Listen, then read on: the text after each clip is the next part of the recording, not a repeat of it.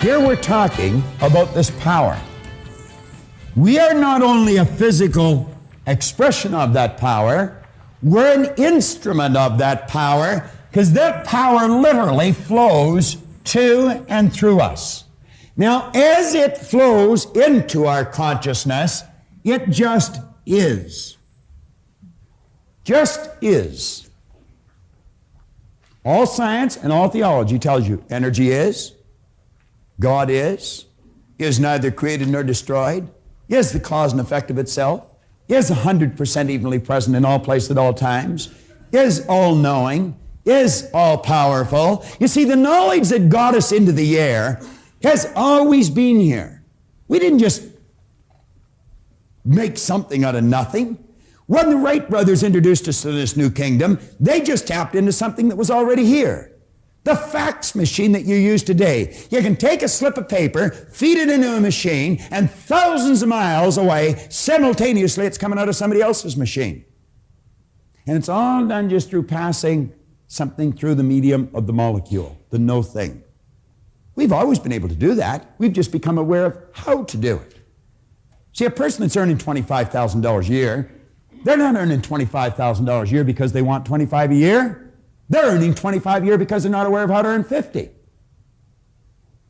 Any person in this room can become financially independent. There's no trick to it. This afternoon we're going to talk about that a little bit. As this power flows in, it's neither negative or positive. Jan, I'm going to tell you there's nothing on the cover of that book. Am I right or wrong? I'm wrong. Do you want to stand up for a second, Jan? You want to get a nice shot of this lady. She's a pretty student. All right? I'm going to tell you they were never like this when I went to school. All right. Now, Jan, you're looking at the cover of this book. And I'm telling you there's nothing there, but in your mind, your eyes are telling you there is something there. Is that correct? That's correct. Let's let the camera have a shot of this. You see, there is print on the cover of this book. It says, Think and Grow Rich. And that's what Jan is looking at. And when I tell her there's nothing there, she is bound to tell me I'm wrong. Now, Jan, let's look at the other side of the book. I'm going to tell you there's nothing on the book. What do you say now? Now I'm right. You're right. Now I'm right. A minute ago I was wrong, and now I'm right. Thanks very much, Jan. All right. Now, what did we do here? We just turned the book around. Somebody say, well, that's a cute little trick you pulled on Jan, and if that's where we stopped it, that would be right. But John talked about laws earlier this morning. He was talking about the action-reaction being equal and opposite. As you sow, so shall you reap. Energy always returns to its source of origination. Well, you know, there's other laws. That's not the only law. There are 7 laws. Dr. Werner von Braun one time pointed out that the natural laws of this universe are so precise that you and I don't have any difficulty today building a spaceship. We can send a person to the moon, and we can literally time the landing with the precision of a fraction of a second. He also said these laws must have been set by someone. Now, the law that I'm referring to here is not the law of cause and effect or sowing and reaping. It's the law of polarity or the law of opposites. You see, Jan, there's a front to the book and there's a back to the book. There's a right and a left to the book. And what's right to me is left to you. There's a top and a bottom to the book. There's an inside and an outside to the book. And you couldn't have one without the other. If I started to slice the right side off this book, when I've taken the last slice for the right side off, I've also gotten rid of the left. You couldn't possibly have one without the other. Nothing complicated about that.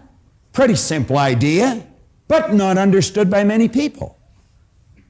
We use these 2 symbols to illustrate the law of opposites. And you know, as this power flows into us, we can make out of it anything we choose. You can sit there, this is the intellectual mind, activate your higher faculties. I'm not talking here about your sensory factors, I'm talking about your higher faculties. You can exercise them, and you can literally create the start of anything because you are creative. You're a creative being. Do you know it's these faculties that separate you from your pets? Archibald MacLeish had a character stand up in one of his plays. It's called The Secret of Freedom. He had this character stand up. It was a Pulitzer Prize winning play too. He had a character stand up and say, the only thing about a man that is a man is his mind. Everything else you can find in a pig or a horse. He was right. You've got marvelous faculties. Do you know that this auditorium was nothing but an image in the mind of one individual at one time? Do you know that the clothes you're wearing, the camera that I'm staring at was nothing but an idea in the mind of one individual at one time? Now I want you to imagine 100 years ago, someone saying to you, I've got an idea.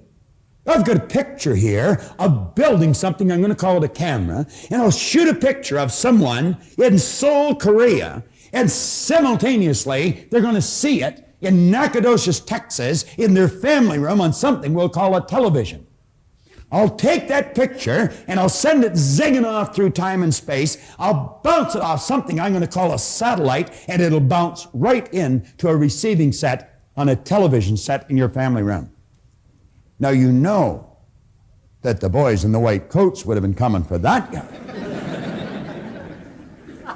But the truth is we did it. We did it.